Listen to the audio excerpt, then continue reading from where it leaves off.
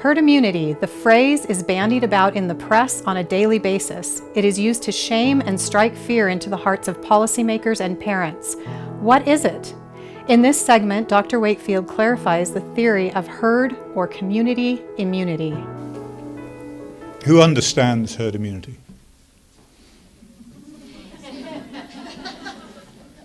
The media think they understand herd immunity. Politicians think they understand herd immunity. Doctors think they understand herd immunity. I'll ask you the question again at the end. Did you understand it? Do you understand it? So let's divide this into two things if we are to understand where we're going. Natural herd immunity in the pre-vaccine era. And then we'll go on to consider this quasi-natural herd immunity in the vaccine era. So natural herd immunity, well, let's just define it. Was the presence of adequate immunity within a population against a specific infection such as measles that operated to protect those at high risk of serious infection and death, to avoid that serious infection and consequently reduce serious morbidity, that's the state of suffering from the disease, and mortality from measles. In other words, natural herd immunity did not act to stop the infection. It operated to allow measles to occur when it was least dangerous. And that was a function of age. Measles is most severe, with the highest mortality in the very young, babies under 1, and adults and beyond. In school-age children, it was considered to be a trivial childhood infection. And natural herd immunity operated to constrain infection to age, to school-age exposure.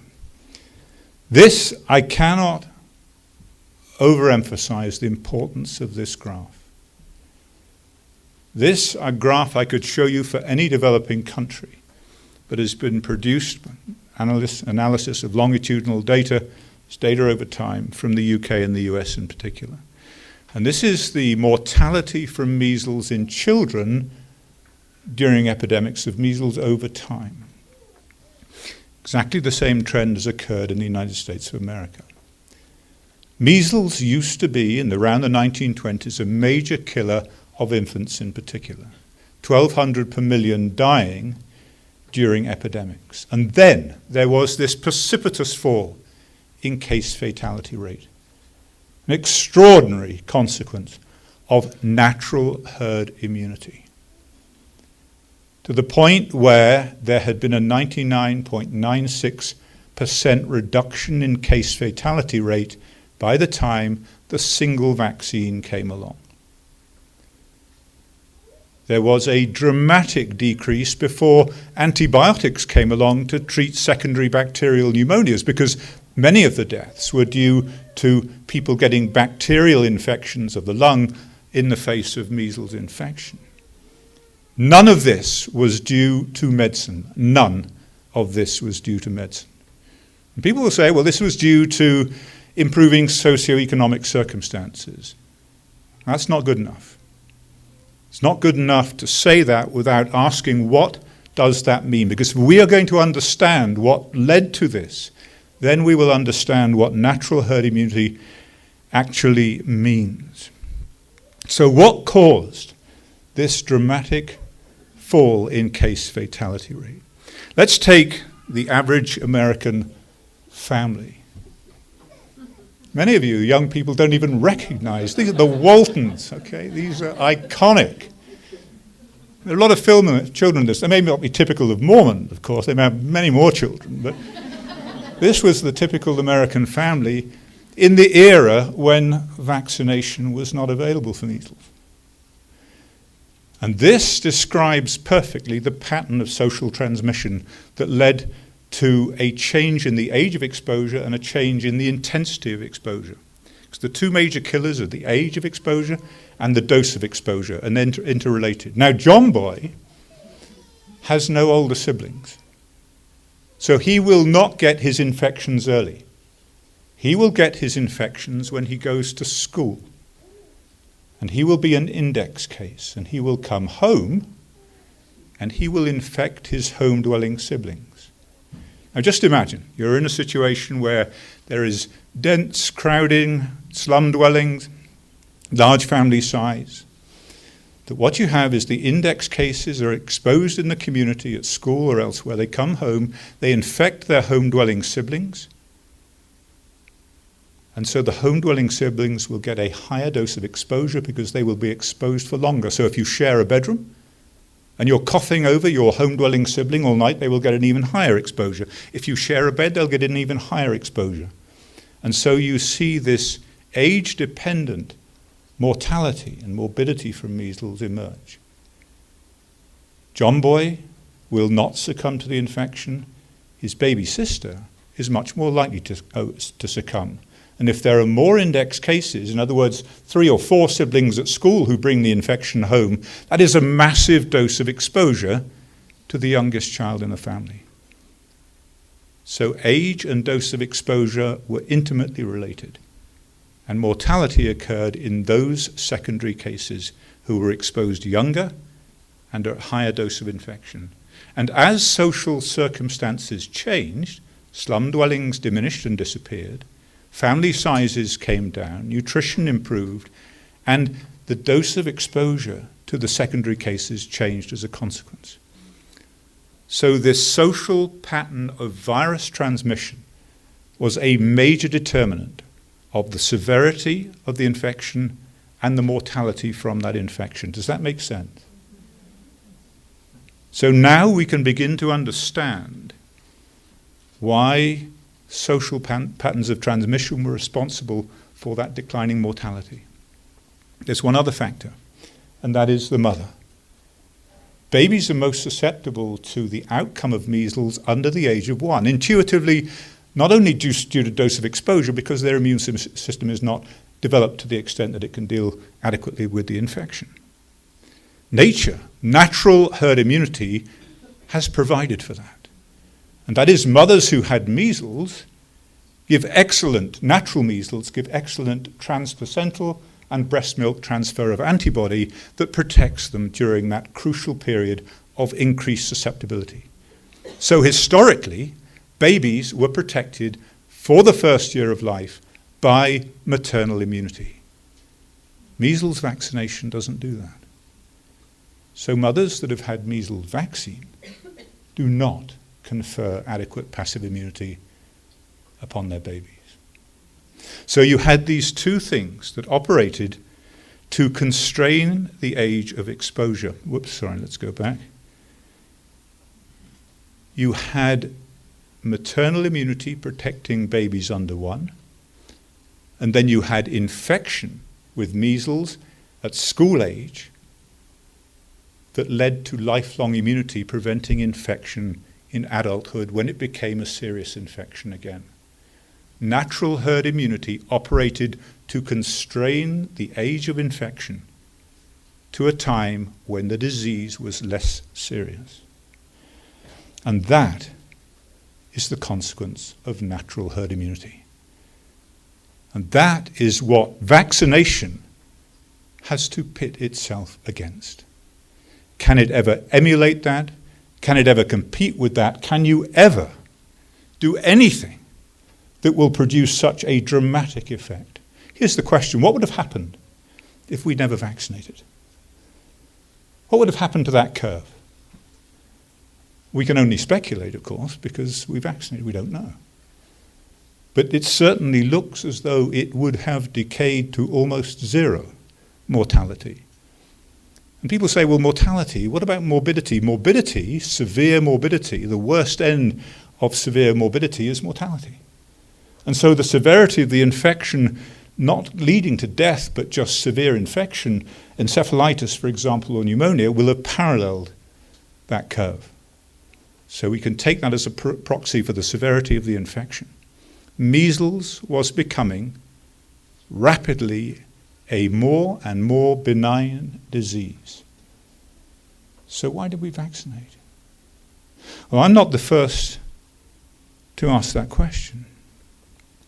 There were several events. In 1954, working at Harvard, John Enders and Peebles isolated measles for the first time. They discovered the measles virus, and they developed a measles vaccine, which was called the Edmundston B vaccine. It was subsequently banned because it was too dangerous, too reactive. And then there was the perceived success of polio vaccine, and America was desperate. American scientists were desperate to, what's the next infection we can conquer? We've conquered polio, they thought, and so now we're going to try and conquer something else. And measles was the infection of choice. And at the same time, you had this kind of, the space race was going on, and the missile race was going on with the Soviets, and at the same time, there was a vaccine race.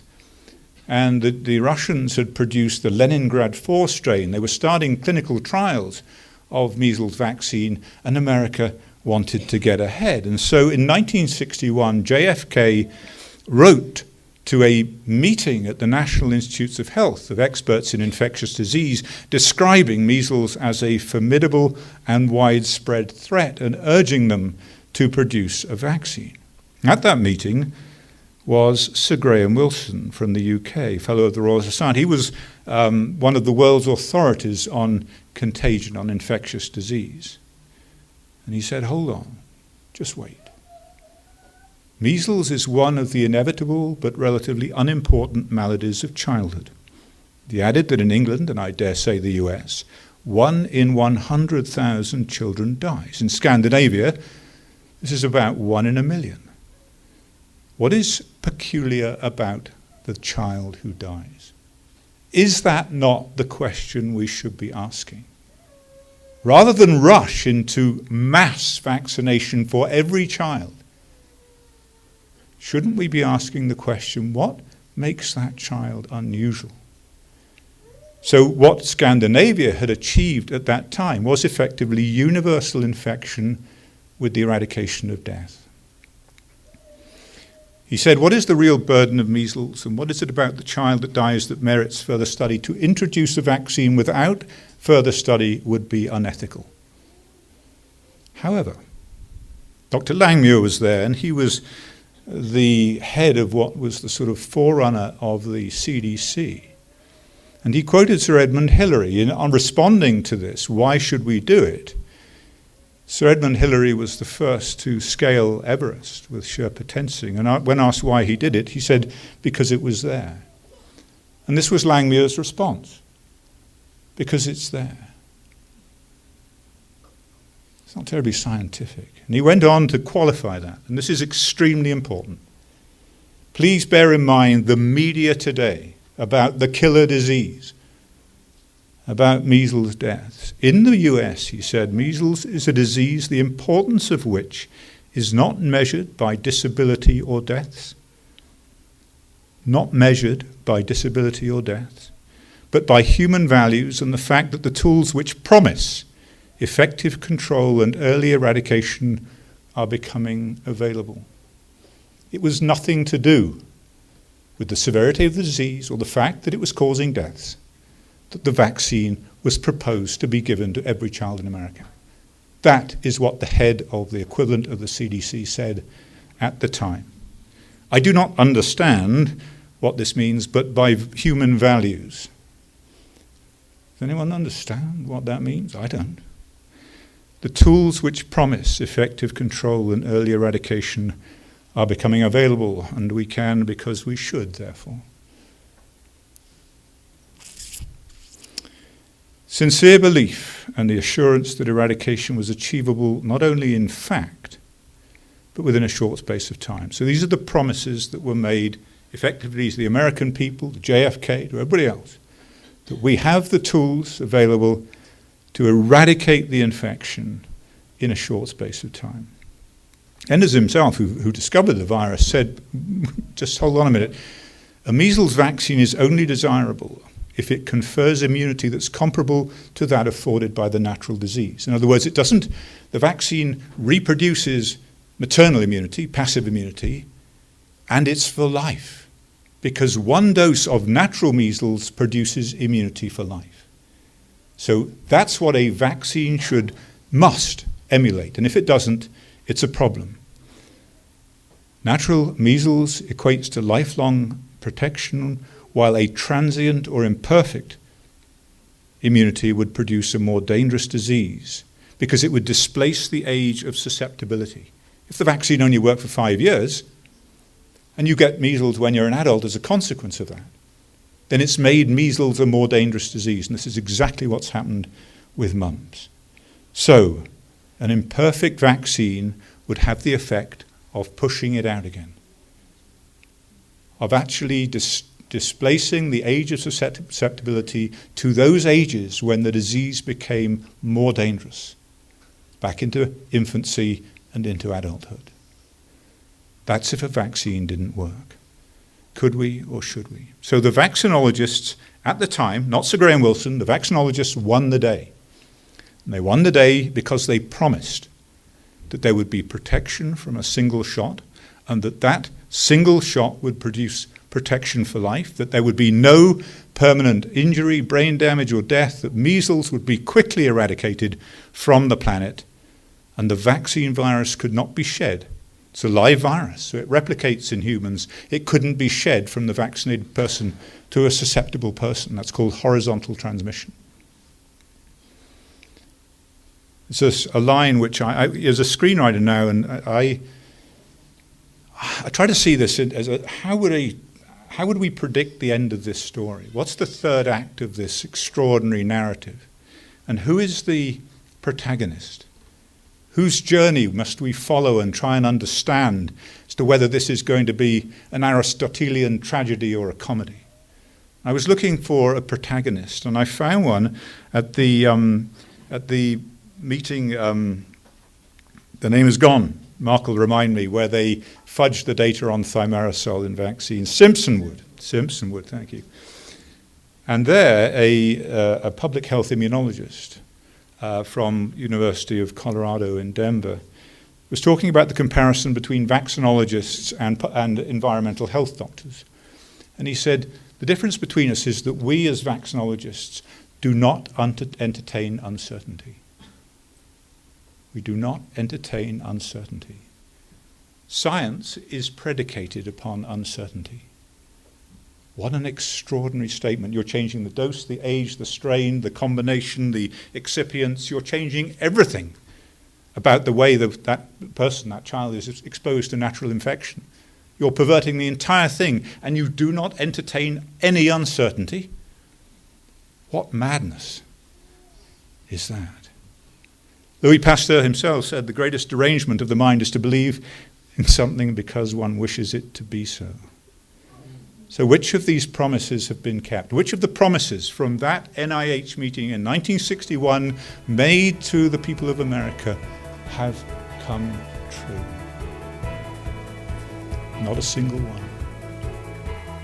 Not a single one. In part 3 of this series, Dr. Wakefield addresses the existential question, what might have happened if we had never vaccinated? And the consequences of promises made and broken by vaccinologists. Hear Dr. Wakefield in person by attending the November 1st and 2nd Your Health Freedom Symposium in Salt Lake City. Register at www.yourhealthfreedom.org.